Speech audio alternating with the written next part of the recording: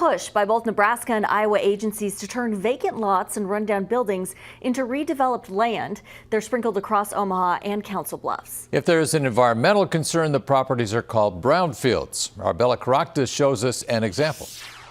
This former church and school in South Omaha is now home to much more dangerous things. The kids were using this as a playhouse, and I kept running them out. The police were here all the time taking them to their parents. It's finally stopped because there's nothing but poison air in there. Oh, well, it was sad. It is sad.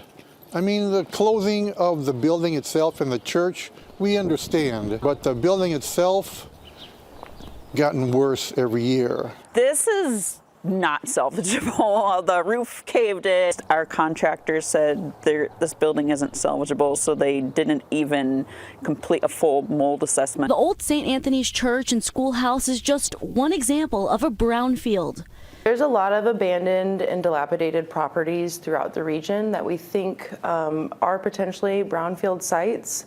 So we want to provide people the opportunity to learn about the technical and financial assistance available. Through funding from the EPA, state agencies conduct free environmental assessments for public entities or nonprofits.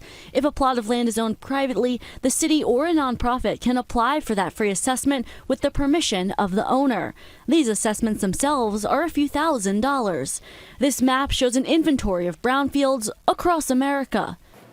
In Omaha in particular, I would say they're probably going to be east of 72nd because it's more historic and just the nature of development happened earliest on the east side. One of the reasons why the EPA funds this program so well is because we want underutilized properties to have a function and a utility for communities. That includes bringing in tax dollars and raising property values.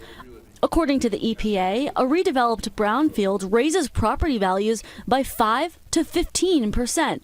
While the plans for this brownfield aren't set, Canopy South, the nonprofit that owns it, is working to redevelop it.